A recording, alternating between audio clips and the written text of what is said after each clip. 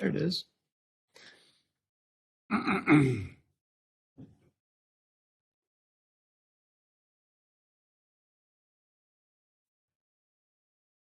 signed up online. Oh, we did have? No, I'm asking. No, I don't think so. So I will check with them. Yeah. Open it to whoever's here.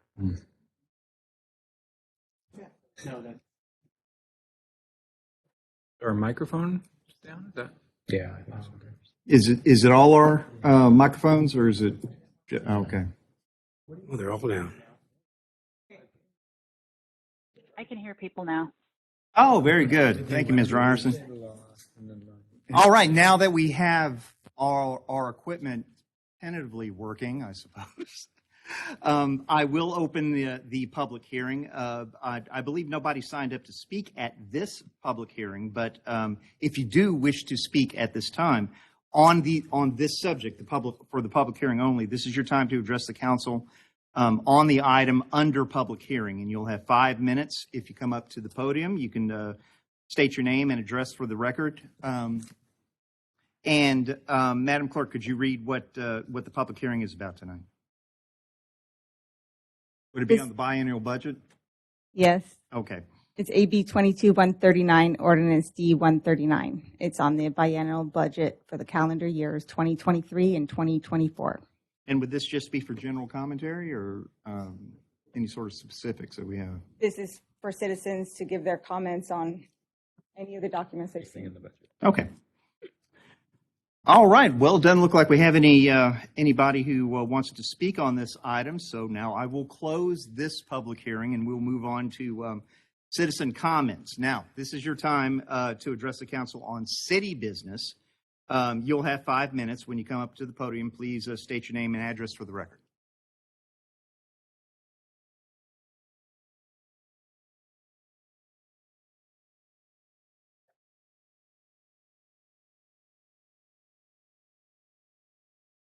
Council Mayor Dan Decker at 204 7th Street, East Bonnie Lake, Washington. As you know, I'm a past council member.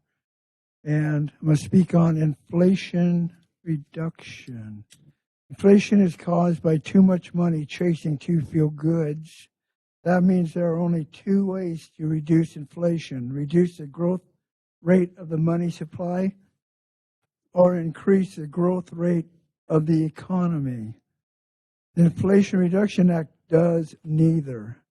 By raising taxes and diverting resources from the productive private sector to the out-of-control government, the act would kill and does kill economic growth. I know the city's not going to like me for this, the employees. The past pay raise given to the city employees helped cause inflation. The B&O tax that the city is considering right now will also help inflation grow. The Inflation Reduction Act raises taxes. I'm going to say good job there, Pinocchio Joe. The Inflation Act causes inflation to grow. Again, good job, Pinocchio. The Inflation Act causes shortages of products to buy, causing inflation to grow. Good job again. Seems like this Inflation Reduction Act is doing nothing but causing inflation. Pinocchio Joe was very eager to sign this Inflation Act, and in saying that, he forgot that he was going to not charge taxes to people who made over $400,000. They will also be not liking what is going to happen, and it's happening to their $400,000 plus a year. Look at what inflation is doing to the stock market, the housing market, the shopping market, and life in general. If the Democratic Socialists are not stopped, the inflation rate will have no end. Then the United States will end as we, the people, have known it, never to be what it was again. And that's an important fact. This inflation was made for one purpose, and it was made. It was not an accident. Our government did cause it to happen, and it's not going to end nicely for us, the people. Oh, I just wanted to say, I met the mayor's father tonight, talking to him, Andy. Goes by Andy. His name is Andrew. And he's really, really a nice guy. And he and I actually agreed on a couple items. And I appreciate him for that. And it had nothing to do with inflation, though. Talk to you guys. Thank you very much. Thank you, Mr. Decker. And see, Mom was wrong.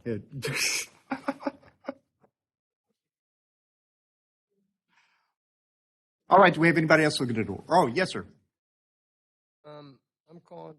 I came in tonight because I made some phone calls trying to get a hold of somebody. I'm speaking for my dad, Louis Fries. He's on 10006 Angeline Road. And, sir, if you could introduce yourself for the My record. name is Dylan Fries. Okay, thank you. We've lived up here for 26 years. We recently did his roof, which was an insurance thing. His shingles had been past the 20-year mark. We were supposed to replace them for insurance purposes. And in the process, I also work, so I was doing it on my free time. I called down. We made sure that we didn't need a permit because a permit is for re-roofing, which is setting new shingles on old shingles, or if you're messing with the structure, doing the sheathing, either of those two things, you do need a permit. But if you take the time and remove all the old shingles, dump those, replace them with new, there's no permit needed.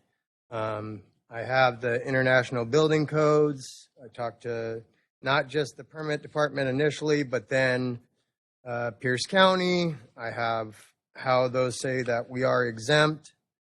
But in the process, it took a few days because I was just doing it on my free time. And during that time, when I was working, I had put a tarp on the roof. And the code inspector had, for some reason, seen the tarp. It was up for 3 days. And we got a notice of violation stating that if we didn't resolve this in 30 days, it was $1,000 per day after that. I talked to Shirley initially, because by the time we had received this, the roof was done. We didn't know what this was about, so we called to say the tarp was down to close out the claim. She then stated that we needed a permit, which there is no permit. There's a roofing permit or a re-roof permit, which, like I said, is needed when you're laying new roof on old roof because it's adding weight to the structure of the house. I've done many roofs. And a sheathing permit, which we didn't touch any of the plywood because that's not what we needed for the insurance. But this notice of violation says there's a tarp on the roof indicating it needs repairs. So that's an assumption that it needed repairs. It didn't need repairs. It says to close out this violation, we need to obtain the proper permits and make necessary roof repairs.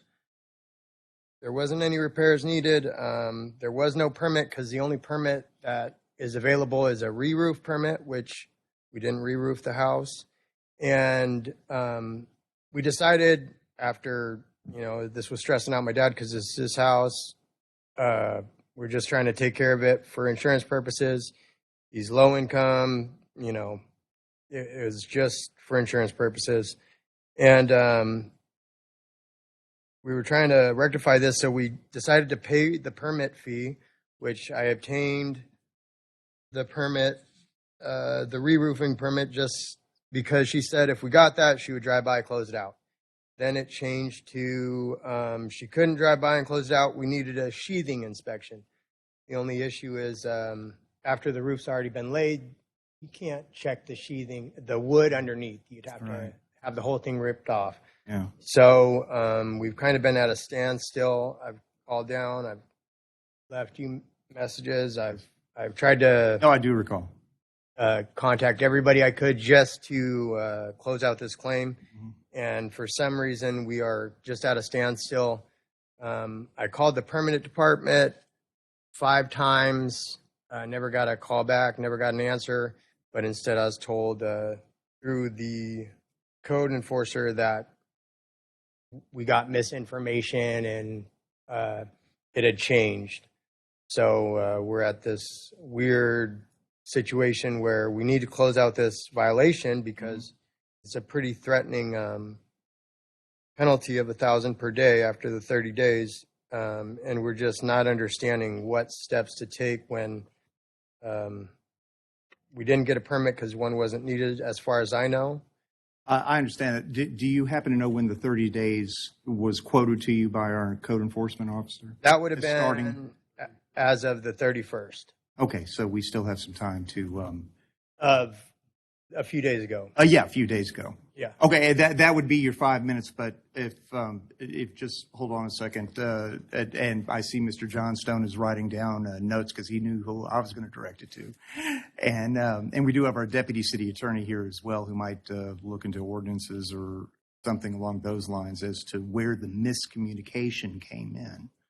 Okay, but if you would leave your phone number and your email address with either one of them before you leave, Sure. I promise you we will have an answer for you before the end of the week. All right. Well, thank you. No, thank you. And I'm sorry that it Yeah, came to you having to come here and, In almost 30 years, Tell I've us. never had an issue. yeah. So I like living in Bonnie Lake. I always have. It's just a weird. Okay, anybody else for the good of the order? Oh, yes, ma'am. Beverly Roby, 18819 68th Street East. Good evening, Mayor, City Council. May I approach? I'll pass it up to you. I'm here this evening on behalf of Bonnie Lake Senior Center. Ah, I have some questions.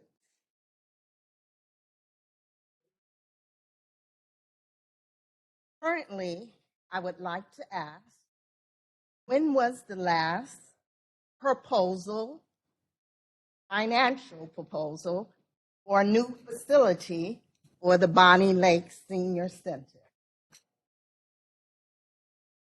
Whoever can answer that question, you can get with me later. our historian would be Councilmember Swanton here. Councilmember Hamilton, maybe. There has been none. Also, the facility itself is inadequate. As you see from the paper passed around, it had its 25th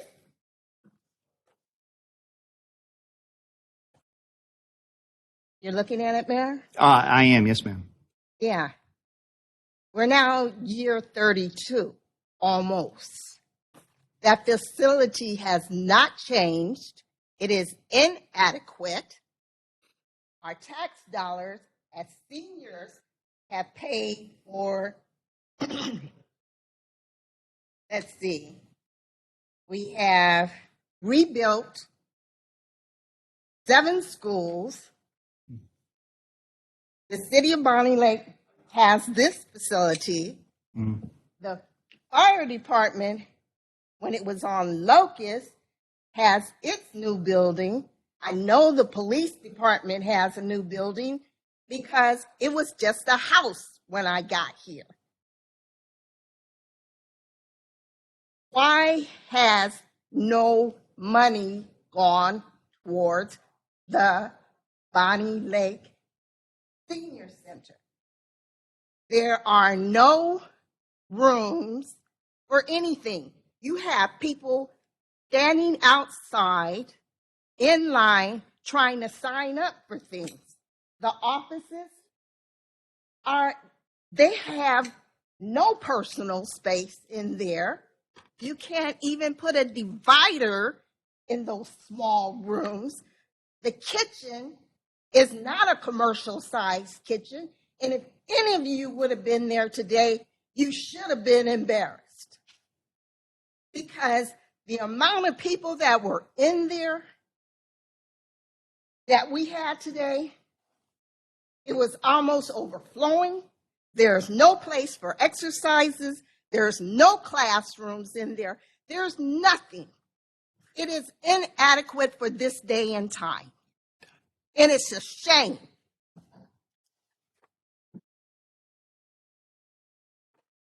I don't know who is responsible for getting funding, but it should have been done long time ago.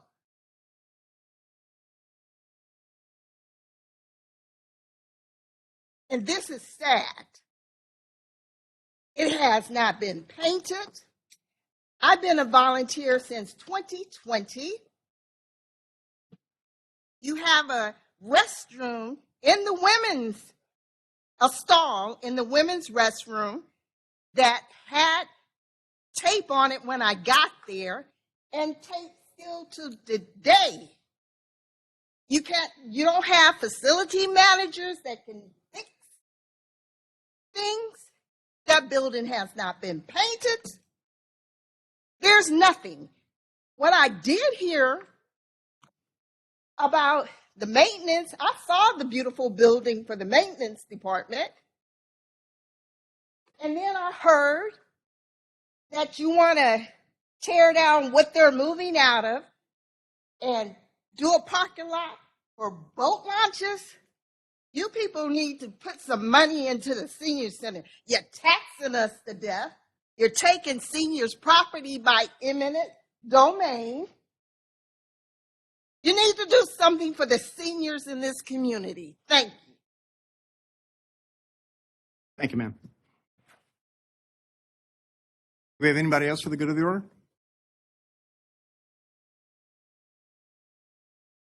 Well, I was Yes, not ma'am. going to speak, but after that I will. My name is Julia Bowen. I live at 8406 183rd Avenue East. This is actually for this lady back here. This city would not do anything for the seniors. There was a couple, and you might remember, Dan, I can't. Hilga, no. Frank and somebody. Anyway, we had no senior center. They wanted a senior center. We needed a senior center. City of Bonnie Lake would not donate any money for a senior center, would not do anything for a senior center. So I convinced Harry Corliss, well, I begged Harry Corliss, to donate the cement for the senior center. I had a brother who did cement work, and my brother did all of the cement work free. That was all donated. They got grants to do everything at that senior center. The city of Bonnie Lake has never done anything but donate money to pay for staff, but to upgrade or do something for the senior center, it has never been from the city coffer. I have a lot I could say, but that's all I'm going to say. Thank you, ma'am. Do we have anybody else for the good of the order? Okay, just a brief commentary is the fact that when I took office last January, when I was campaigning, one of the things I did was meet with Sue, and this issue did actually come up as far as the infrastructure of the senior center. It has not been forgotten, or it has been, for lack of a better word, triaged for other issues that we have had to take care of right now. But it has been discussed in the last 10 months, and it will be something that will be on the plate. We will have our department head meeting, I believe, on Thursday, and it will be something that we will talk about. We will talk about that. Okay, so it is an issue that's not going to be swept aside. Mr. Mayor, Yes. it is a decision card for next week as well. Oh, there we go. We have a decision card on the matter, which the decision card being it is for the council to decide for the budget for our 2023-2024 biennial budget, what's happening. And that will be on for next week if you wish to come back. This is specific to interior and exterior painting. Oh, good. Thank you. All right. Okay, we have no correspondence. So next is committee reports. Finance Committee, please. Thank you, Mr. Mayor. The Finance Committee didn't have anything on the agenda, so we did not meet. The next meeting will be Tuesday, October 25th, 2022 at 5 p.m. upstairs. All right, thank you, Deputy Mayor. Can we have a Community Development Committee? Yes, Mr. Mayor, Community Development Committee met October 4th. Several items of business. We did have one such resolution 2093, which is a contract for Vortex Services for storm drainage cleanage. They've been doing that on a yearly basis in different zones in the city, of course. This is a contractor doing this for us.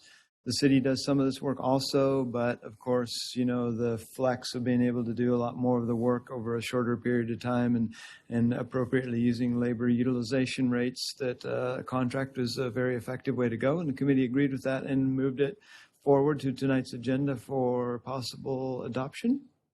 Also, resolution 103, which is a ADU redo there. Mr. Sullivan made an excellent, and Planning Commission did great work on the ADU redo, little pieces of the code that they're always working on. That'll make it more flexible for our citizens to be able to do different ADU configurations if they need to, and possibly legalize some that are out there that are not as legal as they should be. What is an ADU? Oh, okay, Mr. Mayor, thank you very much. So accessory dwelling unit, clarification on that. I hate using those three-letter acronyms. Yes. Very good. I should note that.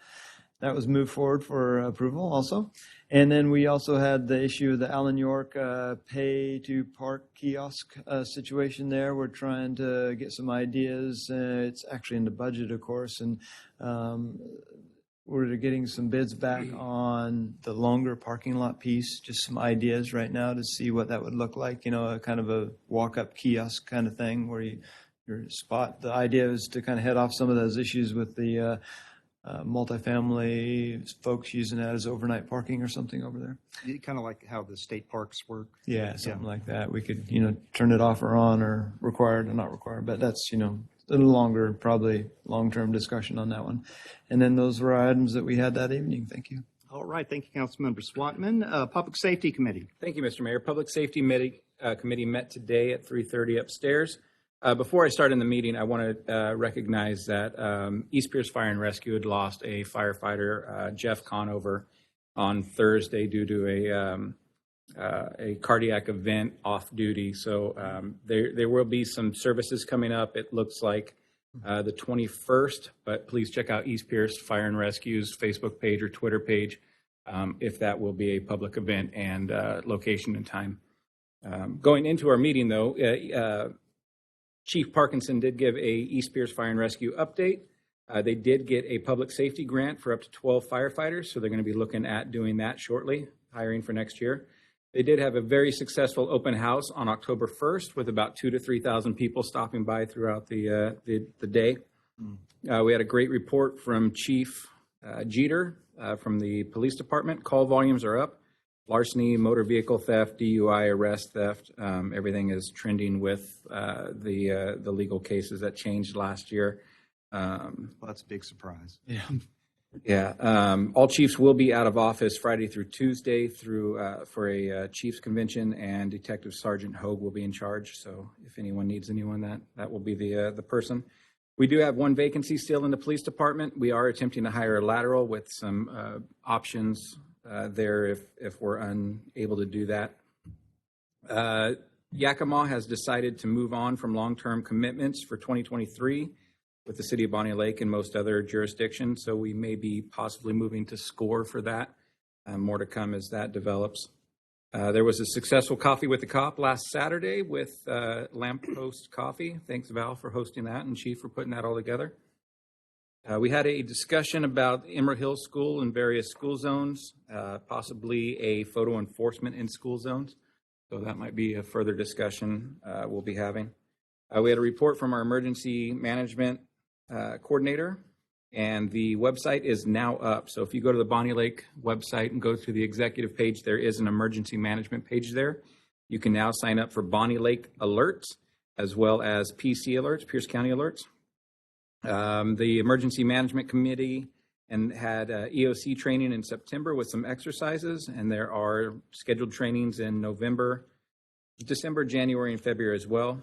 The emergency management position is currently cross-training with other jurisdictions for redundancies in the event of multi-jurisdictional emergency management needs. There is a upcoming ICS 402 incident command for elected officials that will be out for us to attend when that is available. You know the date of that? No, not yet. At 10:20 a.m. on 10/20, there was the Great Shakeout. Wait, that's coming up. Yeah, there will be the Great Shakeout. And there'll be training conducted for that as well, and that's a nationwide event. And then there is partnering with EPIC, which is the East Pierce County Interlocal Coalition for Emergency Management Planning. Sorry, I got a lot of stuff going on here, making up for no finance. Right. We had a report from the prosecutor's office. There are 44 new arraignments in September and a total of 429 hearings so far. We took action on Resolution 3094, which is a traffic safety commission. That is on tonight's consent agenda. The SCORE rate adjustment contract, which is Resolution 3095, also on tonight's consent. An agreement with the DEA task force, that is on the consent agenda for tonight. We discussed Resolution 3088 for additional resources for the emergency management. That will be on the consent for 1025. And then also on 1025 will be AB 22-149, which is amending the Bonnie Lake Municipal Code 9.3. And it talks about adding new verbiage for dangerous drugs, unlawful deposit of dangerous drugs, aid and abetting of drugs in jail and those in custody. There's some flop houses additions and some drug traffic loitering additions. So legal will actually be doing a presentation on that, or at least discussing it before we take a vote on it. But they've done an incredible job on that, modeling it after some other local jurisdictions, trying to tighten up what we can enforce here by doing misdemeanors and gross misdemeanors, where the state has otherwise taken that option away for felony. We had a great open discussion on a boat sign that's coming up, and then there is a Pierce County Boating Advisory Commission public meeting, which will be at 7 p.m. on Thursday, October 20th. Anyone wishing to attend can check out Pierce County's website and do a search for Boating Advisory Committee. This will be held online and also in person at the training room at the South Hill Precinct in South Hill. I think there's a copy of this that will end up in the minutes that you can also find there. That was all we had. All right. Thank you, Councilmember Evans. I do have 3 questions with that Sure. report. Our flags are at half-mast for our firefighters. Is that correct? Yeah, correct. And All right, good. that would be the case until the conclusion of the service. All right. Thank you very much. Chief, what is the differential between what Yakima was charging and what SCORE would be charging us? It is, I want to say Yakima was in the $70 a day range, where SCORE without a guaranteed contract is $199 a day. Okay. And with a guaranteed contract, it's $139. We're hoping to figure out a guaranteed rate for our committals. Okay, and I'm assuming we don't have a contract with them right now. It's coming to the consent agenda. Oh, very good. We do have a current contract, but this is for 23. Okay. So that's when we would be All right. meeting our long-term commitments. And Ms. Burke, I know that you toured the Buckley jail not too long ago. Was it, isn't that right? Oh, Enumclaw Jail. Was there any purpose to that? Like we might be able to, they might be able to house some of our guests? We currently have 4 contracted seats with them. Oh, okay. Or 4 contracted beds, yeah. Those are more for original arrests versus commits. Okay. We like to keep those 4 beds free, so when we have arrests during the day. So our long-term commits are typically 2 weeks or longer.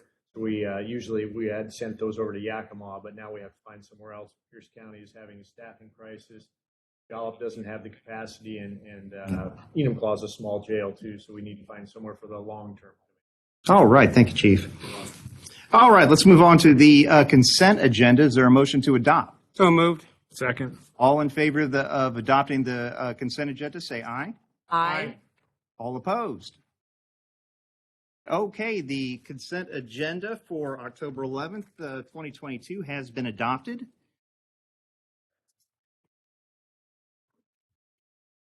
And now we don't have any committee issues. We do have full council issues, however. We had one that was modified to come on today. Item A, Madam Clerk. This is AB 22-115, Resolution 3070. The council motion would be to authorize the mayor to sign the Peak 410 Business Park Development Agreement. So moved. Second. Do we have any further discussion on the matter? I think we've talked about this a couple of meetings. Oh, Councilmember McClymons, I'm sorry. Yeah, so this is a pretty significant vote, especially for me being fairly new on the council, right? And it's a big deal, I think, for the city. But it also comes with some complications in the sense that the city has to sell a piece of property to make this all happen. But I really think overall this is a win because it clearly grows the city in a responsible way by providing that corridor with the necessary infrastructure. So I think the compromises that your staff developed and the work of the private sector has been outstanding. I support this. And I just wanted to make sure that everybody understood that I think everybody's done a lot of homework on this, and this is not something that's been casually considered. Thank you. Okay, thank you, Councilmember McClymons. Councilmember Swatman. Yeah, thank you, Mr. Mayor. Yeah, I would ditto Councilmember McClymonds' comments there. He very good, very well laid out. I had a question on one of the aspects of this because I'd heard mentioned that there was the decant facility was part of the I don't know, what do we call this overall, the development agreement? Development agreement, yeah, because it's in the genre of kind of the quid pro quo scenario, right? Because we're going to trade a piece of property, sell a piece of property, obviously, for this. So, you know, we're giving something and getting something type of thing, right? Yeah. But the decant facility, is my impression, is on our site or something. Did we have do we know what that is composed of? Because I thought it was designed or something, but Mr. Sullivan, you're pointing to Mr. Johnstone. Yeah, I'll be glad to take that one. So the decamp facility, we've gone through some preliminary design on that, but we don't have a complete design for it yet. No. And it will be located on the piece of property that we carved off when we did a boundary line adjustment back a couple of years ago. Long time ago, right? Whatever that was. Yeah, so it's ours on that. Because my impression was that I was told that we, you know, the way that we're trying to do that as part of the deal shouldn't be stuck into the deal. It should be kind of, because I don't, you know, it's a public work or whatever it is, a public facility. You know, it has to be done with a prevailing wage kind of scenario, unlike the other public works, which really gets confusing because obviously they're doing a bunch of roads for us and sewer and water and all this type of stuff that they're going to do at their cost privately, and then they're going to give it to the city. So why can't they do this decant facility and then give it to the city? But yet, you know, the decant facility is clearly not on their property, it's on our property, and it is a facility that, you know, isn't required to be part of their development. So I don't want an auditor to come back later, you know, and tell me, hey, by the way, you didn't pay prevailing wage, now you got to go back and figure that out. No, Mr. Lear, if you could approach the podium, please. Yeah, those are all perfectly valid points. I did run this past Kathleen when she was still with us, and she gave us her vote of confidence that working in this manner would be okay and applicable and appropriate. As you pointed out, we do require for our public works projects that prevailing wages be paid. And I have a response on that, but I don't have it in front of me right now. But certainly, if this work were to require prevailing wage, we're doing this. This construction is being paid for, if you will, by the developer getting credit against his stormwater fees. Sure. So okay, yeah, as long as you guys have worked it out. Yeah, sounds so like you've looked we at should the be good to details. go. So, yeah, that's good. You didn't want to end up, 2 years down the road with, yeah, it's always good. Appreciate it. Mr. Lear, did you wish to address the issue as well? You got it covered. Okay. All right.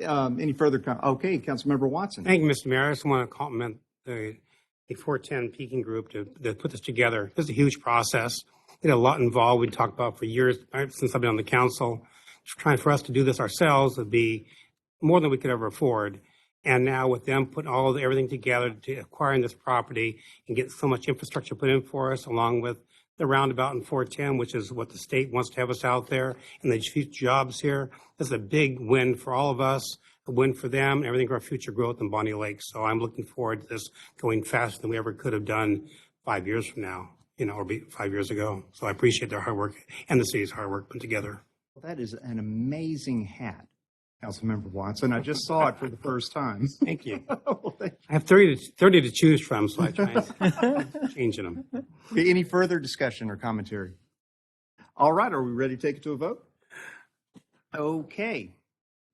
So,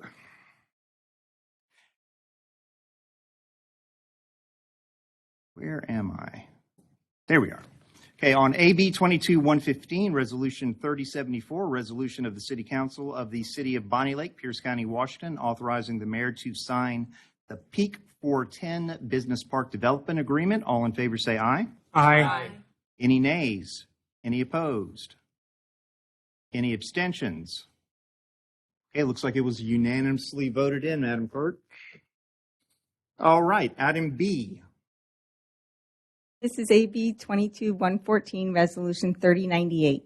The council motion would be to ratify the purchase and sales agreement between the City of Bonnie Lake and Compass RCL LLC to sell 19.45 acres of surplus property. So moved. Second. Any discussion? Okay, seeing no discussion, no commentary, are we ready to take it to a vote? All right, on AB 22-114, Resolution 3098, a resolution of the City Council of the City of Bonnie Lake, Pierce County, Washington, ratifying the purchase and sales agreement between the City of Bonnie Lake and Compass RCL LLC to sell 19.45 acres of surplus property. All in favor say aye. Aye. Any opposed? Okay, looks like that was passed unanimously as well, Madam Clerk. Okay, item C. This is AB 22-148, Resolution 3096. The council motion would be to authorize Judge Daniels to sign a memorandum of understanding with Sound Integrated Health, LLC, for therapeutic court case management services. So moved. Second. Do we have any discussion? Judge Daniels, I see you on the line. Did you have any commentary or discussion on the matter?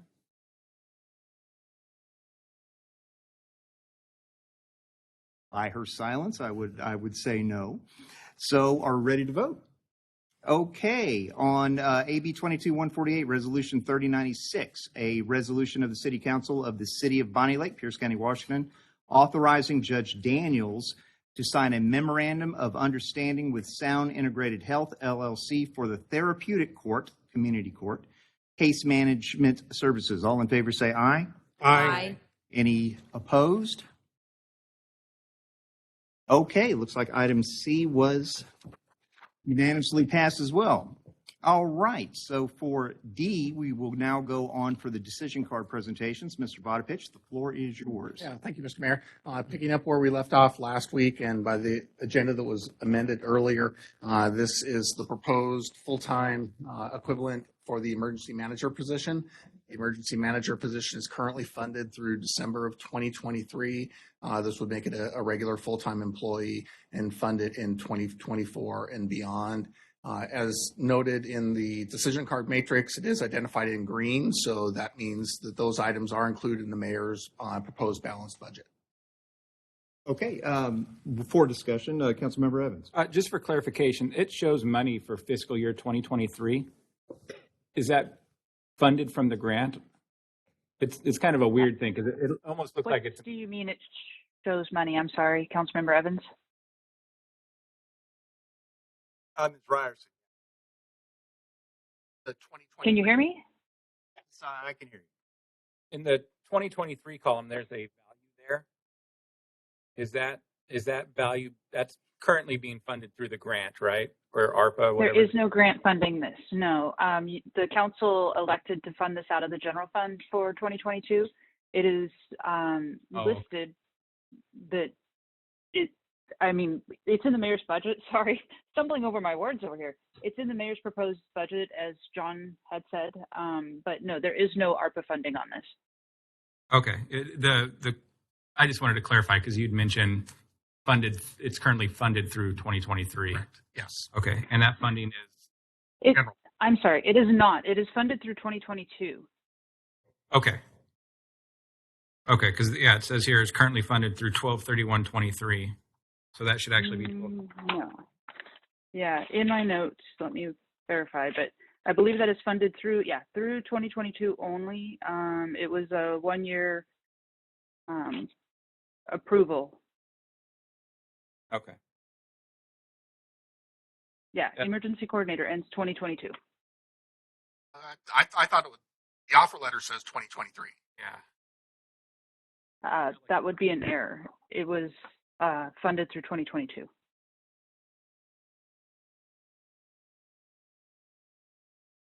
I just wanted to. Well, given that change, would this be something that would be more appropriate to table so we could re-vote on it? Or no, she has it. Okay. She has it listed appropriately if that's what she says is accurate. Okay. Just the description. Yeah, it is accurate. Correct. It is accurate, and it is already in your budget. So to keep it in your budget would do nothing. It would not change your numbers whatsoever. Okay, Councilmember Baldwin.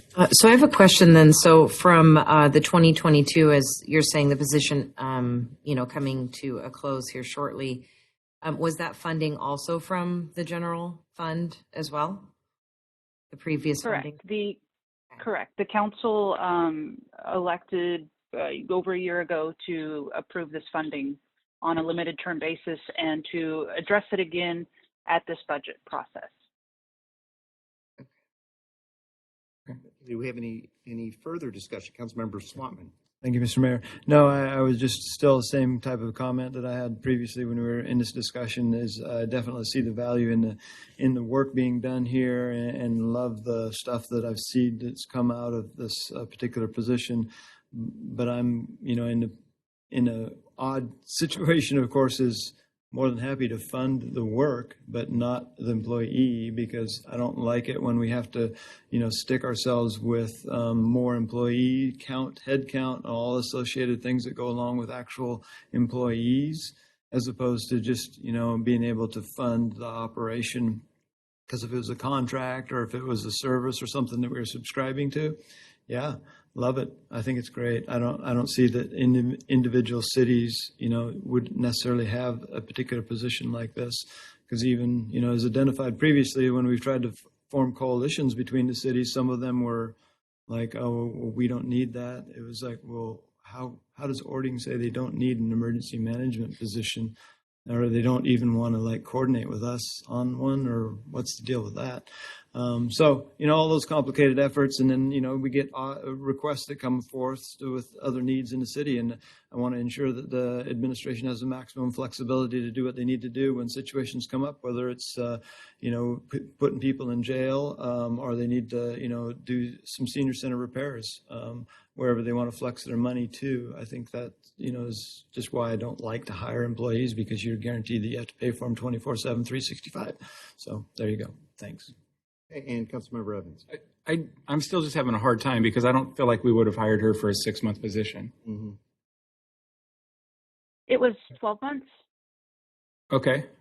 She's been here since April.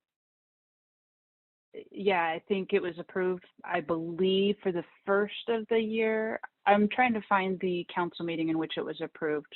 I'll get back to you when I find it, if you don't find it before me, Councilmember Evans. Tick, tick, tick. I got 10 on Evans. I mean, nonetheless, whether the money's currently in there in the budget, whether it's adjusted out if we find out that it is prorated for another 6 months into that year versus, however, I totally think this is a worthwhile position. I feel like we could be on the cutting edge of East Pierce County and emergency management planning with what Regine's already done and what she's potentially capable of doing. I feel that once we get past this hurdle of defining the system, the time allotted may be able to be subcontracted out to Sumner or Ording or Buckley by allowing some of her time to be contracted to those other cities like we do with our courts for Sumner and all that as well. But I think having that person right now gives us that edge, gives us that opportunity. And, once the other cities see what she's able to do, they're going to want to be on board, because the amount of stuff that we don't know what we don't know. And just from tonight's public safety meeting, from the report that she gave, this is a whole nother world that we've never seen. And, I type in emergency management position, and I have conversations with me and Woody from 6-7 years ago where we've been trying so hard to get this. And it's so instrumental to what we need to establish for a foundation moving forward. We're all here. Last week, we all put our foot down and said public safety is what is number one in this city. And that's just not people who wear badges. It's also how we get people up the hill from a lahar, how we plan for a volcanic eruption, how we work with our school districts, how we work with East Pierce Fire and Rescue, how we actually manage and coordinate emergency situations. And we need this person. So that's my pitch. I'll leave it at that, but I'm hopeful we can fund this for the future, because if not, then, it just seems like it's just words when we say public safety is number one. Well, that's a point well taken, Councilmember Evans. Councilmember Climans. So if this decision card fails, is there time for the city to put forward a decision card to contract for emergency management position? I believe that's what, Councilmember Evans was speaking to. I mean, for years, Woody Evelson, the former, administrative services director who took the lead on emergency management, had tried that for years with no success. Yeah. So I don't know, quite honestly, I don't know, we've gone down that path. I don't know who we would contract out with. Yeah, six years ago, we had a budget decision card for $60,000 for a part-time position, and Woody put together this whole interlocal agreement with 6 other jurisdictions around here, and none of them wanted to sign on board. So it wasn't, it didn't go anywhere there. But I think once we can establish what we can accomplish with that person, then they will be able to get on board. We will be able to offset some of that funding through contract emergency management as well. And like I mentioned before, she's already working with Buckley, doing cross-training on redundancies to make sure that, emergencies just don't happen here in Bonnie Lake. They're going to happen in Sumner. They're going to affect us. What happens here is going to affect everywhere else. So having that key person there that's going to be that liaison for the entire area is it's detrimental to what we're going to need to establish emergency management in the future. Okay, so what I heard was, yes, you could put a decision card on to say we're going to change this to a contracted position, but there's no valid contractors. That's what I thought. I'm saying we haven't even looked. Ms. Ryerson, could you comment on that? I actually found Councilmember Evans' information. So this was authorized through your biennial budget amendment on November 23rd for 2022 only. 2022. Okay, Councilmember Baldwin. Yes, I certainly agree with Councilmember Swatman in just the thought process of, not having more employees on the budget and things like that. I will say, though, in regards to just being a part of the, Public Safety Committee and just seeing, just the amount of information and things that Regine is having to organize and orchestrate, it's quite an undertaking. And so it's not that I'm not open to the possibility of there being a contract option. I guess my question then would be, what would that even look like? Because as far as seeing what Regine does, I don't know how that would look like in a contract capacity, I guess is my question. It's something we currently do with Sumner or courts. I believe someone else. Eatonville. Eatonville as well. It's something, do we still do that with? No, Eatonville is opted out of the contract. They did? Oh. Is it something we still do with Sumner and a building inspector? Oh yeah, there's lots of those. Meaning that we like allow our extra to outsource or Yeah. be used elsewhere, right? Yeah. Yeah. No, I understand. Regine, I do have, it brought up a question that I've kind of been worried about myself. I know since you've taken on this task, it's been a real tremendous task, you coming in and carving out what you've done so far, and I really appreciate that. It's as far as training our employees, though, as far as getting the coordinated system that I believe Councilmember Evans was bringing up, have we made any progress on getting our employees trained? It's always ongoing, though.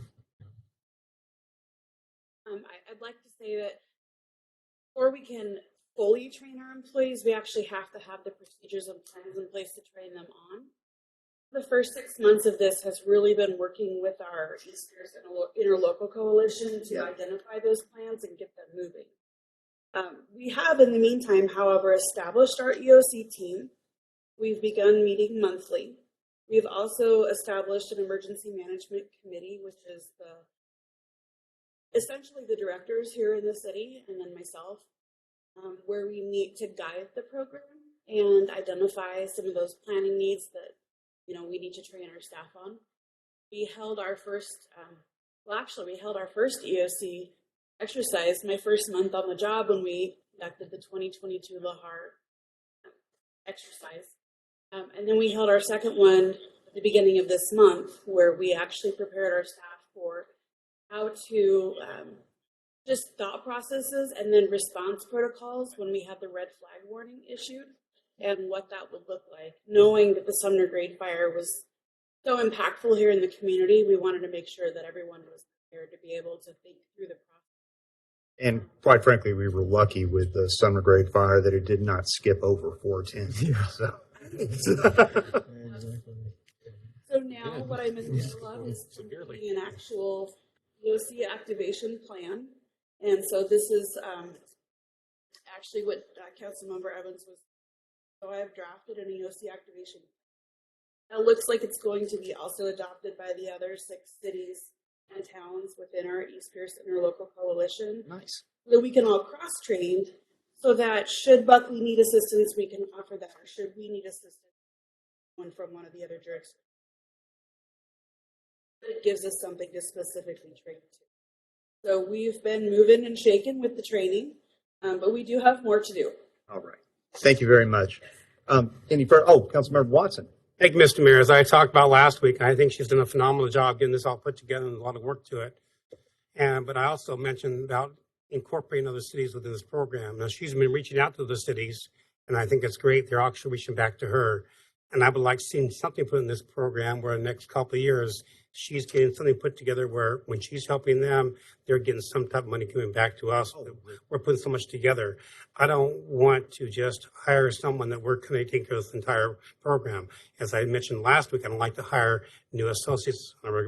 If we can farm it out or have a group take care of that, would be great. But having one person hired just to do it in our city is very cumbersome for us, whereas we've talked about when they go into other places like the senior center and other needed areas in our city. So if we do approve this tonight, I would expect to see something coming forward to us from Regina and her group, what we can get other people to help pay for this program, and her salaries involved with that. Otherwise, I think it's too expensive for us to do. No, that's an excellent point. Appreciate that, Councilmember Thank Watson. Deputy Mayor Carter. Thank you, Mr. Mayor. I think when we talk about public safety, Councilmember Evans said it well. We can talk about it or we can kind of do it. For these types of jobs, it's important to have somebody who is actually here on the ground, doing that job and making those connections and whatnot. We tried for years, it sounds like, prior, with Woody trying to arrange something and get something going on a part-time basis or on a basis where you're contracting type deal, and that hasn't worked. This has been, we've had 6 months essentially, or 8 months, whatever, with Regina. She's done a great job putting this together and getting us moving forward, things that needed to be done probably 10 years ago. And I'm happy to see that we're actually starting to move forward with that. I agree with Councilmember Swatwin. I don't like to add employees because they do add costs and benefits and everything for years to come forever. But at the same time, there are certain things that are worth doing. And I think this is one of those things. Thank you. All right. Thank you, Deputy Mayor Carter. Councilmember Swatman, I believe. Thank you, Mr. Mayor. So I was wondering, I don't know the East Pierce Coalition makeup there. What that entity, what is that?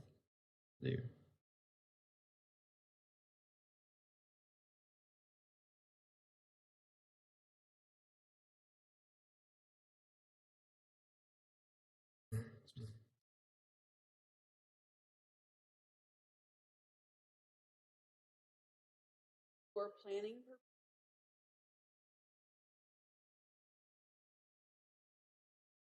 Yeah, it's great. We like to see it when you guys can work together across boundaries because, fires don't respect border lines and everything, right? Needed earthquakes. Oh, since Regine took office, she scared the fires away. Right. We didn't have one this summer. Oh, okay, Ms. Before we move on, Councilmember Baldwin, Mr. Ryerson, did you have a comment? Yeah, I have an update.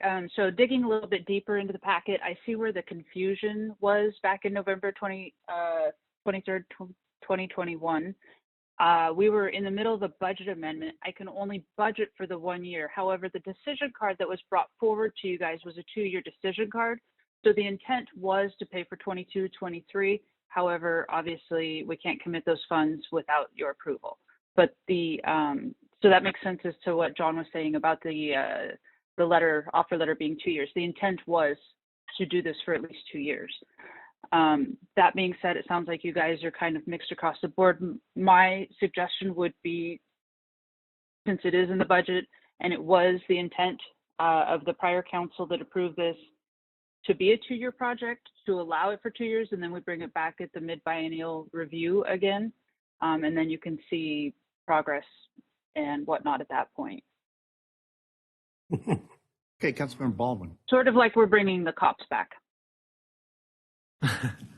Yeah, I wanted to add also that just based on the fact that Bonnie Lake is going to be a huge role in just what would happen if there was an evacuation, that is the reason why I do find that having an emergency manager is essential, just simply because this is Bonnie Lake. I feel like if it was a different city, maybe the consideration may not be as much, but I mean, we're going to play a really large role in an evacuation. So yeah, just something to consider as we, instead of just putting somebody in the role that we don't have a lot of contact with, that's not boots on the ground and things like that. Yeah. Good point as well. Okay, Councilmember Evans. Just my final thought, and that was, as we were about ready to make this vote, the last 6 months, you guys have already seen the progress that has been made. Let's not make it all for naught because we don't want to fund the position. Like you said, Bonnie Lake is the largest city in East Pierce County. We're going to be looked towards as the role model for what the rest of the emergency management is going to look like. Whether it's the plan or not, that's how it's going to end up.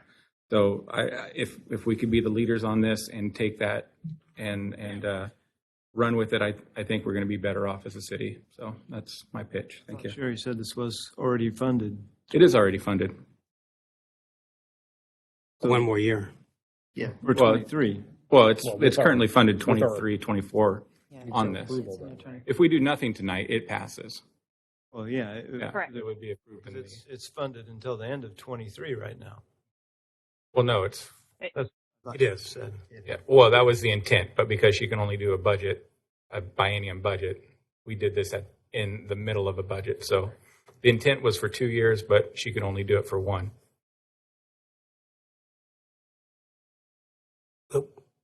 Okay. If we turn this down, this can come back forward to us end of next year. Yeah. to see the progress we've made, connecting with the cities to help pay for the program, which will make a benefit for us and not cost us so much out of our pockets. So we're covered for a year, and she's going to continue to grow. I'll look for her progress to show us these cities now, because as we said numerous times, Woody went out there and said, you want to be part of the program. And they had no idea what the program would look like. She's made the program happen. They know how important it is. Buckley's always reaching out to her to work in with the program. I'm sure something this next year she could work with them to get them to help pay for the program that we put together, help pay for her salaries. And then next year we should say, this is exactly what we're looking for. We'll fund it the rest of the way through. Okay, thank you, Councilmember Watson. Are we ready to I take just the ask vote? one question. Of all the 7 that you work with, do any of them have a full-time emergency management position yet? Okay.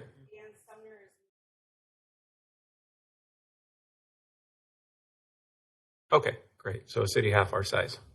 Okay, thank you. Okay. Councilmember McClymons. Yeah, this is particularly difficult for me to kind of like pick up and understand and make a decision.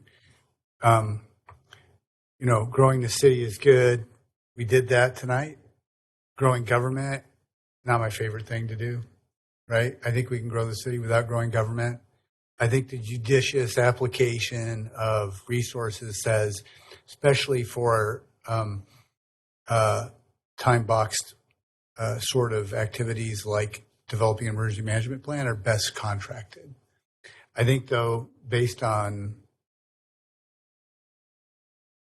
the fact that this was passed and it's funded in the budget, I think I could find my way through to supporting this, but I'm concerned about tonight. I've heard, so I see we're going to fund it. The decision card looks like 23 and 24. 23 and 24. If you do nothing, it's funded through the end of 23. So No, if you do nothing, it's funded through the end of 24 because it's already included in your budget. Well, now I'm even more what's in 2 confused. years? So my question is, my question I was trying to get to at the end of the 24 budget, what do we do with the emergency management position? Right? I mean, I think we have to. The plan needs to include a way to fund it with other municipalities, right? Or a plan to transition to some sort of contracted position, so it's not a FTE. That's what's in my head. I'm just trying to be transparent. This is the time that we can work through these things, and just again, because it's hard. I want to grow the city. I don't want to grow the government unless it's absolutely required. This is a time-boxed activity to develop the plan. After that, what's the FTE do? Do we have the FTE? Part of the plan needs to be, the FTE needs to sunset, right? No? I wouldn't. Does the emergency go away? If you have a plan. Do you guys have full-time emergency management on staff? Oh, yeah. Is that right?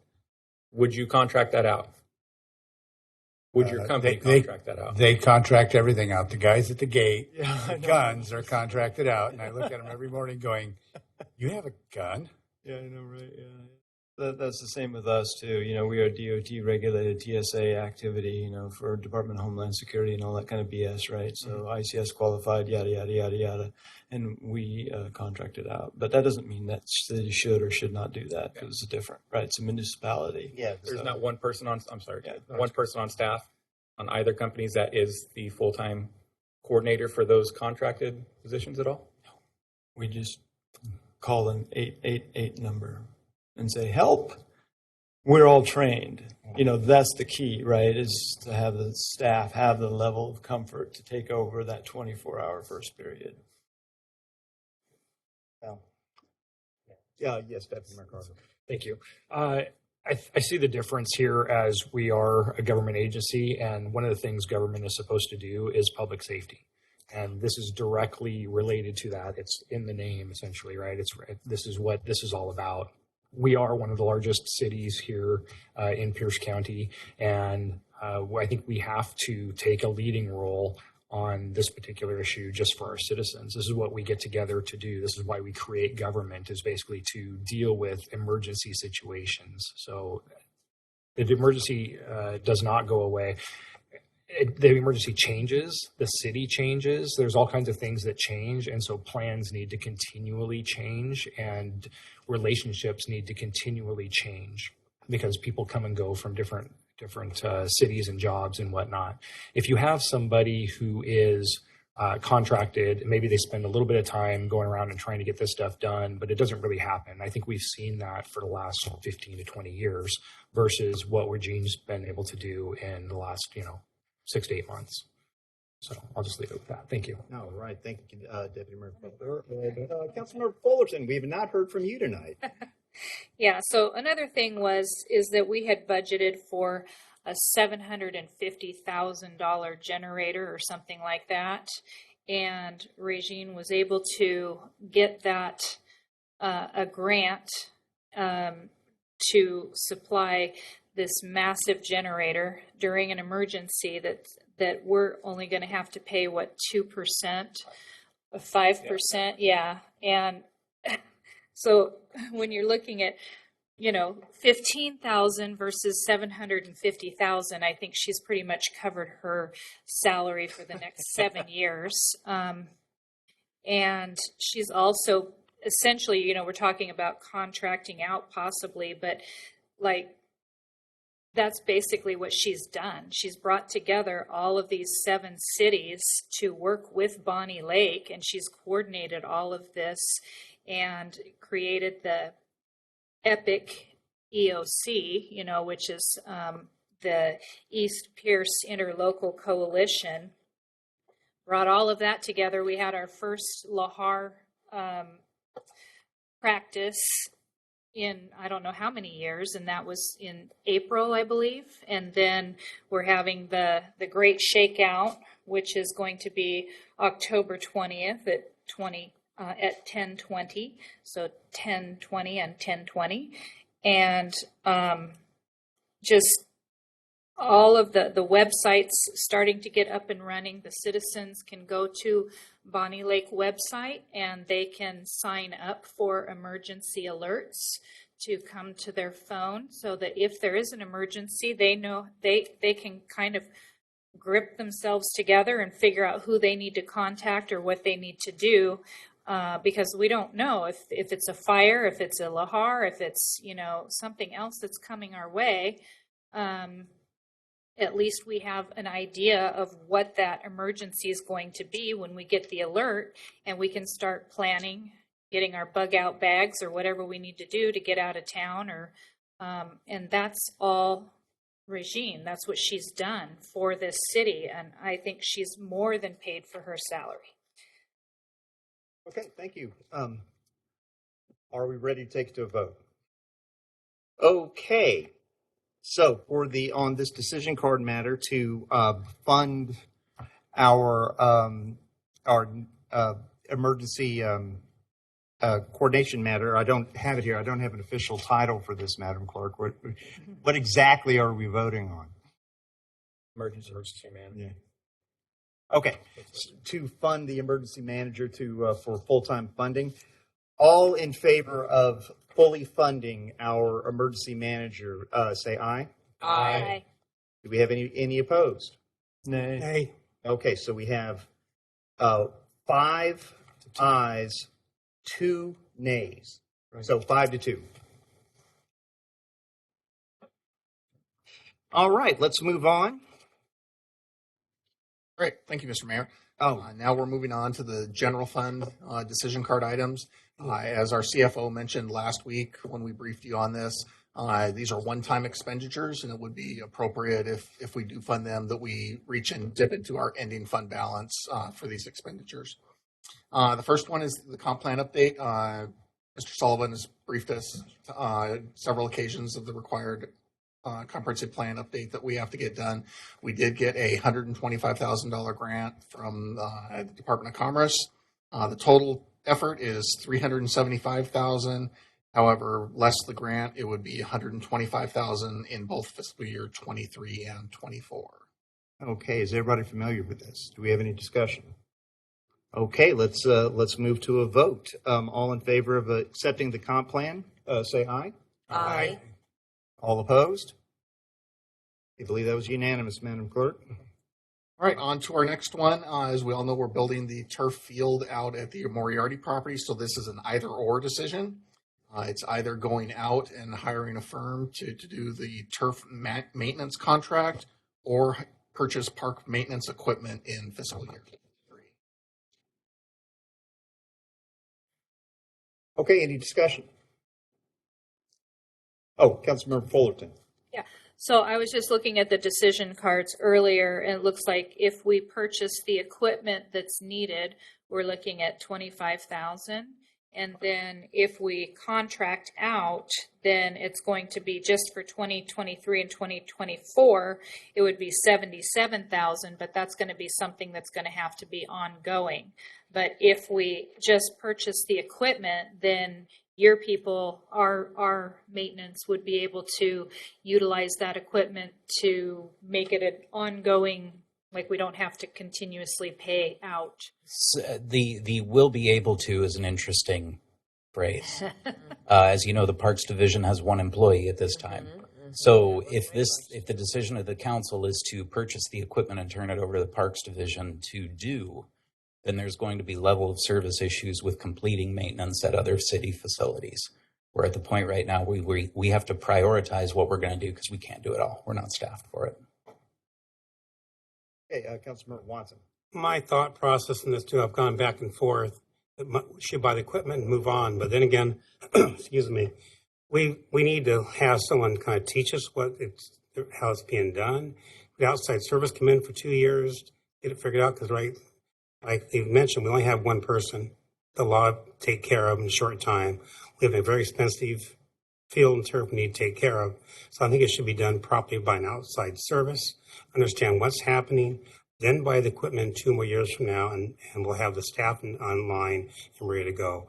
Right now, we really don't know what we need to help take care of this and how much time and involved with it. So I'm kind of torn back and forth. I have real concern buying the equipment then. It's like buying a stick shift, and you never have driven a stick shift, and automatic like no everyone has these days. Well, all you get is a stick shift. Well, okay. But work with it for a couple of years. You'll get there. And you're dating yourself, Con. I know. I remember high school. Device. Councilmember Evans. I guess we should ask Ryan, what would you like us to do? Yeah, I was thinking the very same thing. Well, I definitely do have my perspective. I think that it would be appropriate for Jack to weigh in here as well, since those are his direct reports. But I can tell you, I think this is a perfect example of something that needs to be contracted out. We cannot continue to put stuff on the one Parks employee and expect that we're going to get the quality of work and the volume of work done that we need to get done. Now, we currently have 2 budgeted, though, right? 2 what? There is 2 budgeted. There's a lead, and then there is the maintenance work. Okay, so we're down a person. We're not necessarily down a position. Correct. Okay. Would 2 employees help a position? Would it truly help, or would it? No. They were okay. I look at this as, all right, you take out the contract stuff. Could that possibly fund or partially fund a 3rd position that may be long-term, that may be able to help offset some of that? But again, you have an open position. Is it, I'm guessing, I know it's probably extremely difficult to find someone for it right now. That's probably why it's open. Are you kidding me? Yeah. That would be correct. And Superintendent of Public Works, Jack Niehaus, yeah, that's absolutely correct. And what you were stating earlier, and actually what you're stating, our preference would be actually contracting it out. We actually visited 3 different facilities: City of Auburn, City of Kent, and the Summer School District. 2 of them actually contract out now, and that's how we got the actual quotes. One of them actually has our own equipment. But for us, the idea for us is for the next biennium, we could actually learn how to use the equipment, because we just don't even know what it's going to look like, or even if this contract is sufficient. You might need more, but it's going to be enough for us to get by for now, as we are lower in the levels of staffing. And so that's what we're looking at. Works for me. Thank you. Okay. Oh, Councilmember Baldwin. Hey, so is the thought process then that during the 2-year or so period that, we're contracting it out, that those contractors are then showing employees how to use the equipment? Like there's actually going to be, it's not like somebody's just going to go out there and maintain it. Employees are going to go out there and receive training, I guess, on how to maintain the turf. Correct. That was the idea with us, is we'll actually be out there at the same time they're doing the work. Okay. It's definitely a different field. And also at the same time, we're still going to be working with Auburn and Kent and seeing how they do business. We have enough to know the type of equipment, but it's completely different in that we actually have annual certification requirements that we may not be certified yet to do. And this contracting will actually provide that for us. So yes, we will actually be actively working with them as we get staffed up to learn and see how they do business. Okay, Councilmember Fullerton. So does that mean that you're wanting to contract it out for the 77,000 and then also purchase the equipment for 25,000? Contract it out, they will provide the equipment for us. Okay. Okay, Councilmember Baldwin. Just a side note, not necessarily related to the decision card, but certainly what we are talking about is, I feel like for the city of our size, is there a plan in the future that we are going to have more than just a couple of maintenance workers? I feel like it's not quite enough. We keep, creating these new and lovely things, and then we have no one to maintain it.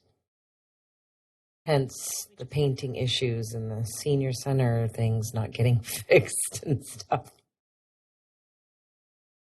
Okay, Councilmember McClymonds. May I respond to Councilperson Baldwin? Yes. Okay. So I think thinking through this and just to be transparent, public-private partnerships, we hate who benefits from the use of these facilities. So I think we should take these 2 years to explore that and to see if maybe like Little League can help maintain the field, Lacrosse League can help maintain the field.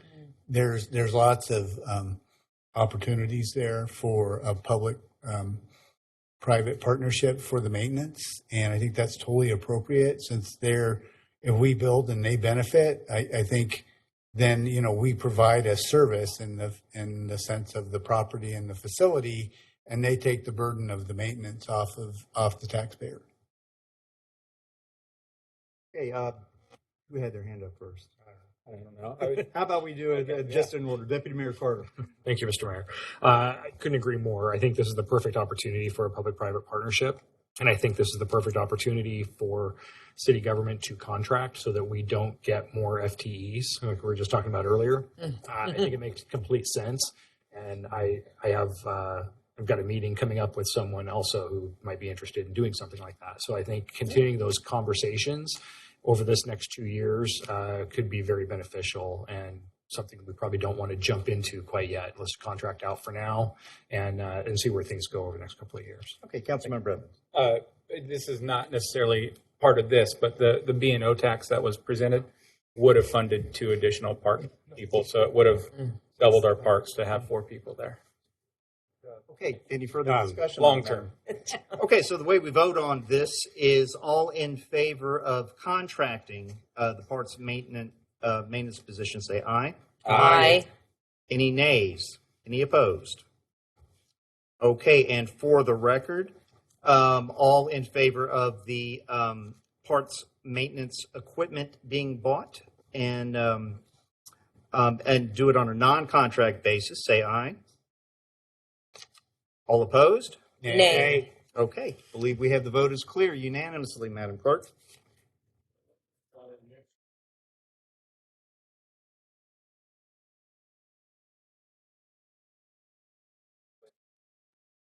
Okay, any discussion? Okay, Councilmember Swatman. Didn't we pass something like this recently? What was that we did? I thought we just did something out of CDC in reference to. I don't. I'm not. No? That's not ringing a bell with me now. Something else? Okay, yeah. No, and anytime you want to contract something and you need the services, I'm like, okay, yeah, that's what you do. So you identified you need the service, you see the gap, and you're going after it. Okay, and Mr. Johnson, I see you nodding your head. But Yeah, just to clarify, Councilmember Swatman, Jason reminded me what we're thinking of is the building inspection interlocal that we have. Oh, okay. Yeah. okay, are we ready to take it to a vote? All in favor to accept the engineering contract, say aye. Aye. Any opposed? None opposed? Okay, unanimously voted in. Okay, compensation study. Oh, I'm sorry. I took it away from you, Mr. Vodvich.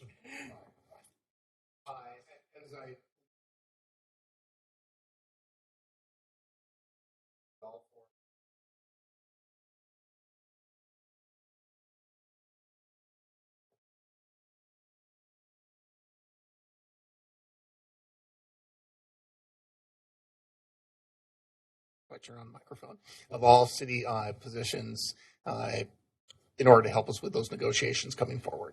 Okay, do we have any discussion on the matter? Okay, Councilmember Swatman. Can you remind me which four unions now? Yes, the assistant chiefs formed last year. Okay. So then we have sworn officers, non-sworn officers, and then AFSCME. Okay. So we have 4 bargaining unions. Yep. Right. And this study is amongst the union employees? It would be all employees. So both represented non-union and yes, represented employees. I think as we've Not discussed in the negotiation, past, just a comprehension. Because I thought we just came up with something with the non-union folks recently. Yeah, we did. We borrowed Sumner's from That's what they did. last year or 2 years, whatever. And the idea was that when we passed that we would look at things coming forward. Okay, any further discussion? Councilmember Baldwin.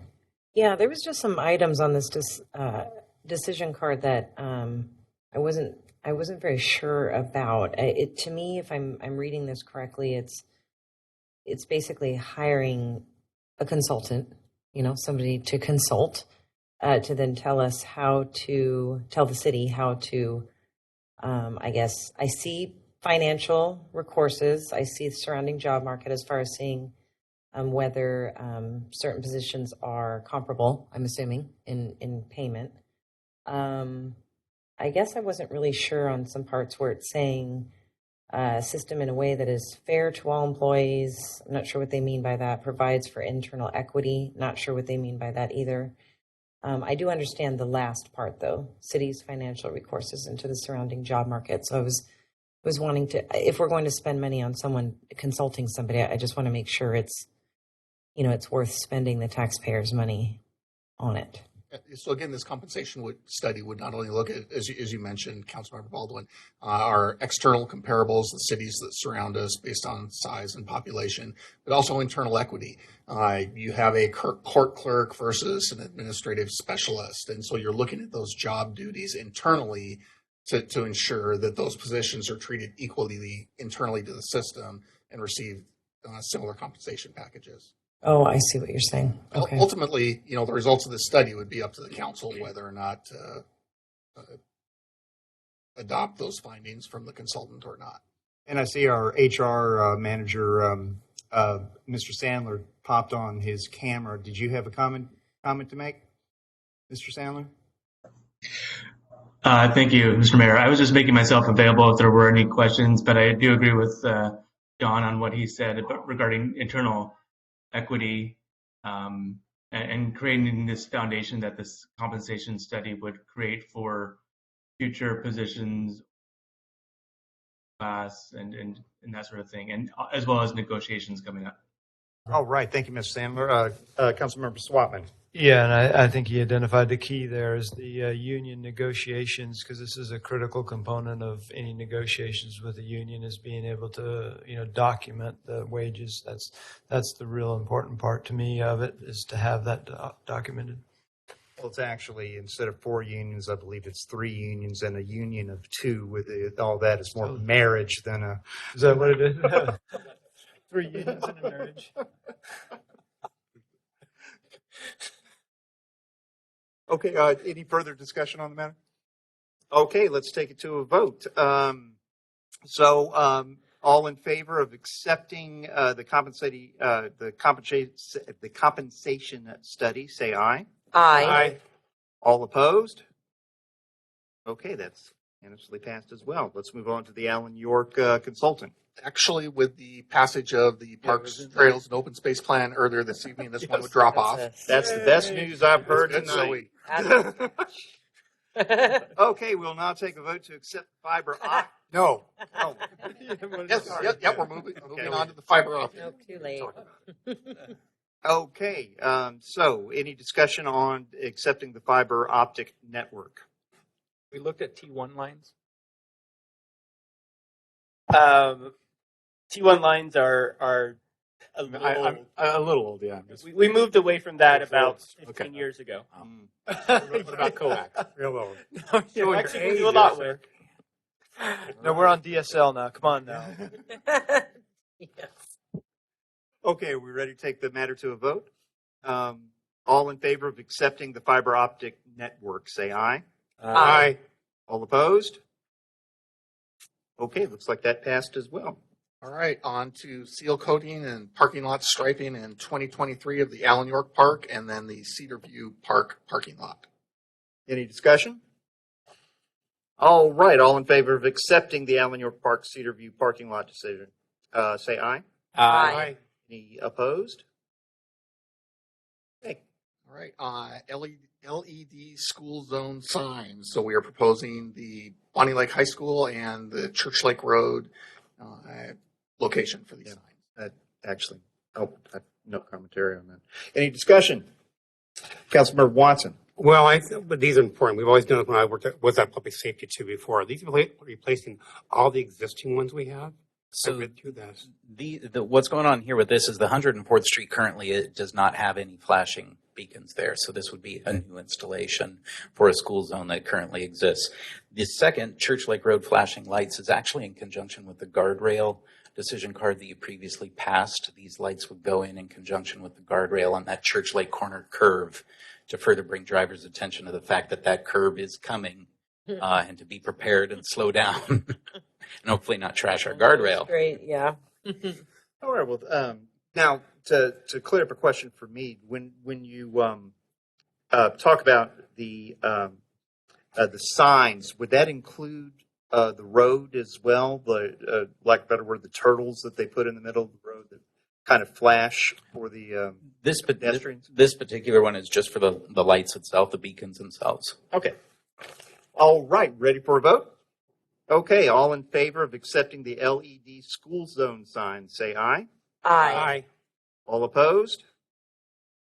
Okay, that has passed unanimously as well. All right, our Cisco wireless access point controller has reached the end of its useful life and needs to be replaced. You're telling me my internet has just been horrible at home. So do we have any discussion on the matter? Why is it split across 2 years? Maintenance, probably. Yeah.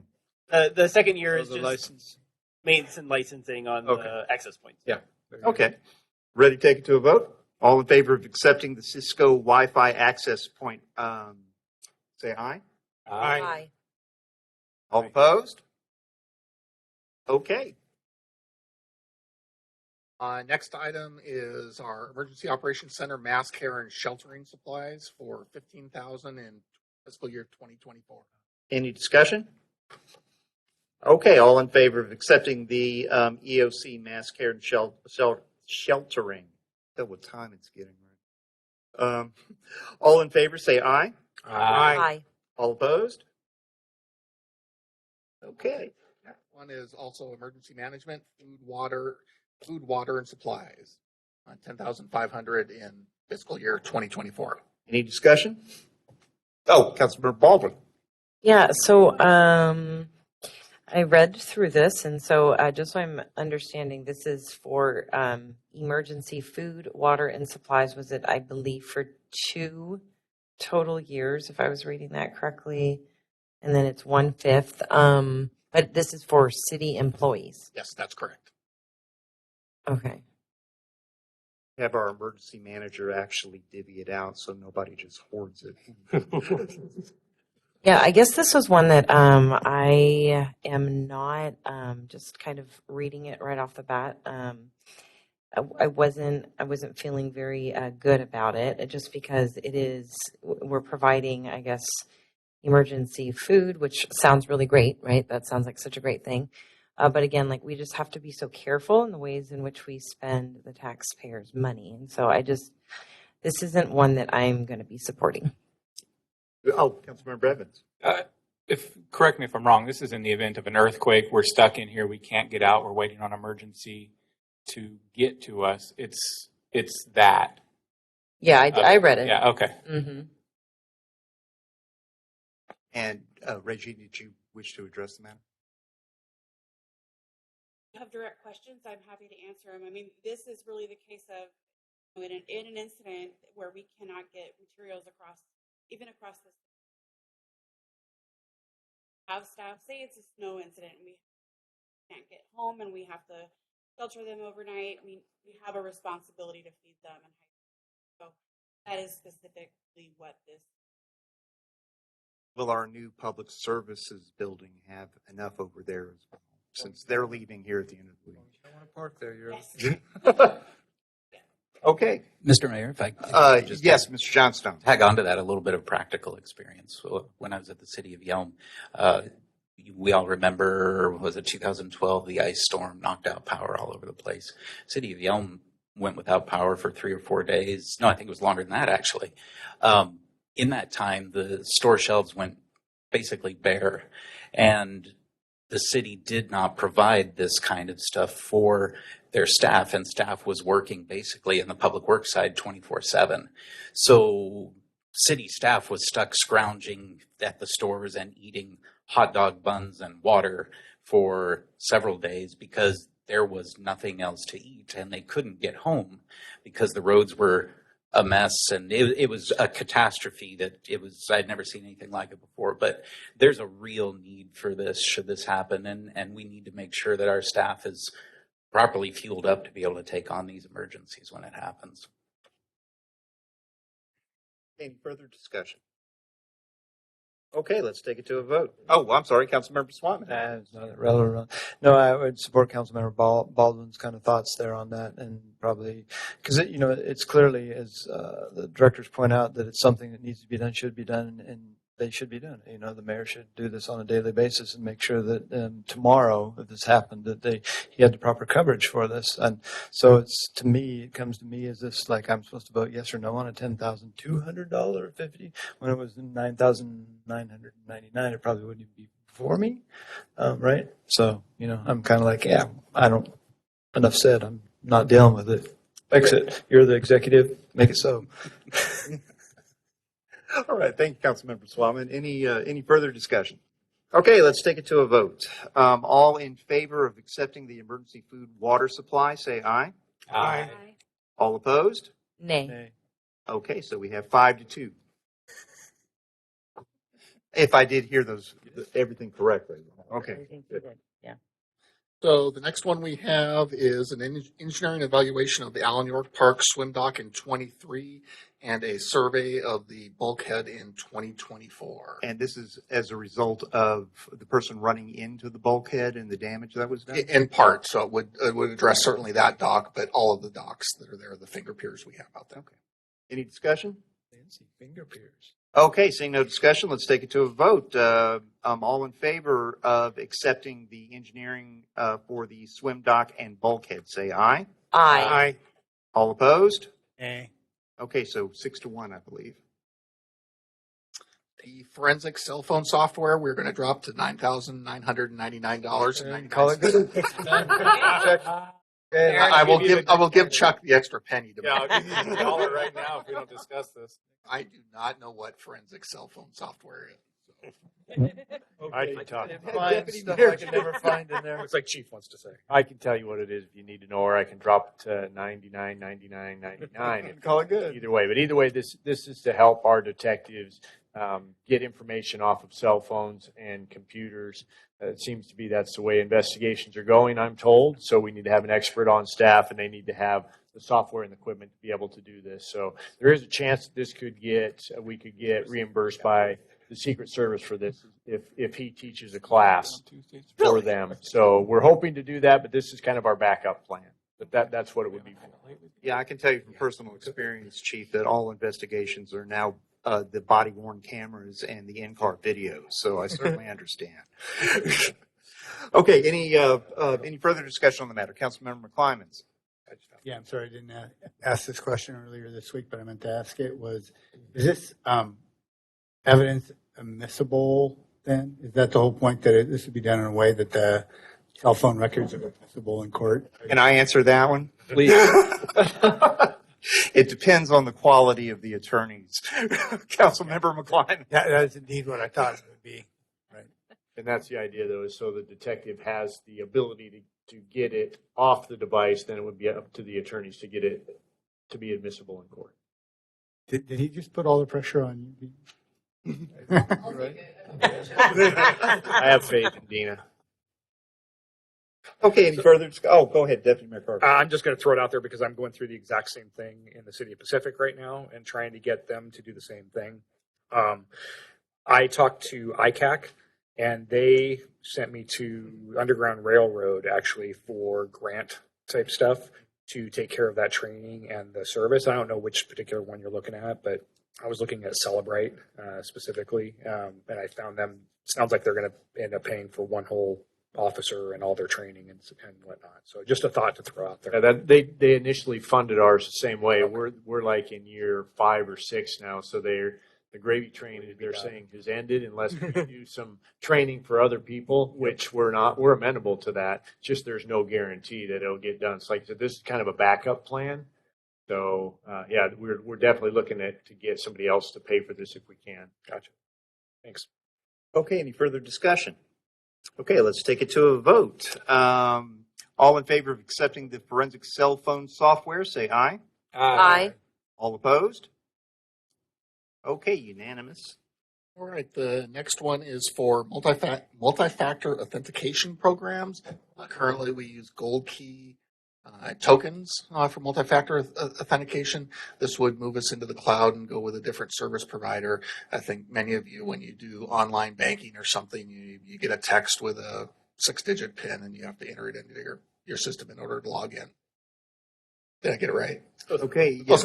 Good. Any discussion on the matter? Councilmember Evans. Is this a physical token or is this going to be mobile based? It depends on the application. So it could be yes to all of the above. Okay. It could be a device. It could be an app on a phone. It could be a text. It can be a call. It's whatever works. Any of those or all of those options are available in this program. And that's for like the surfaces that have a little dongle currently? Yeah, it would replace those. Okay. And it is a CJIS requirement. So for police and court and prosecutors, anyone that deals with criminal justice information, by our laws, by FBI laws, basically say that you have to have 2-factor authentication. This is extending it to everyone else in the organization. It's not a requirement, I think, as I noted, quite yet to maintain our cyber insurance, but the writing's on the wall, it will be. So one way or the other, we will have to get there sooner than hopefully than later. Okay, Councilmember Watson. You know, I reached out to Chuck about this, and I said, for years we bought gold keys. They're expensive for us, so we've done them. And he's assured me this is a much better system than we had been in the past. So I'll go for this and make the change. You know, as things always change, so the gold keys go away. Okay. Any further discussion? Platinum now. All right, let's take it to a vote. All in favor of accepting the multi-factor authentication, say aye. Aye. All opposed? Okay, that's unanimous too. All right, the next item is included in the mayor's proposed balanced budget. This is the ongoing contract for Allen York Park security during the summer months. Any discussion? Okay, it looks like we can take that to a vote. All in favor of accepting the Allen York Park security contract, say aye. Aye. All opposed? Okay, Custodial services drops off since we've approved the FTEs for 2 additional custodians in 2023. The last item we have for discussion tonight is contract negotiations. As we've discussed, we have all 4 of our bargaining units are up for renegotiation this year. In the past, we have used the Summit Law Group to assist with police negotiations. As you know, we have a new HR manager. Our previous HR manager was essentially took on the role as our lead negotiator with AFSCME. While Brian's very talented and very capable, contract negotiations is not something he's done before, and quite honestly, he and I are going to need some help in working through those this year. And now we can even announce that Inslee Best, being our new contract city attorneys, could help us out with that. Okay. All right, Councilmember Swan. Yeah, I definitely agree. This is an excellent example where an outside service is definitely your best bet, because you really don't want to put employees against employees or anything like that. You really want to have an external entity to do this, in my opinion. Okay, any further discussion on the matter? Mr. Mayor. Oh, yes, Councilmember Yeah. Watson. And I agree with Councilman Swatman that a few years ago we switched over doing this. Yes. And our past HR manager agreed this helps her out tremendously, even though she had done it for years. So with him being new, with all the unions involved, it's well worth the money to make sure we take care of the city and the associates too. Okay. Do you have any further discussion? Okay, let's take it to a vote. We will now, all in favor of accepting the contract negotiations decision card, say aye. Aye. All opposed? Okay, that passed unanimously as well. That's all we have for you this evening. Well, I have to thank everybody for their well-considered questions. This was a wonderful discussion tonight. I think we made some progress. Since we don't have any executive or closed session, we are now adjourned. At least for this week.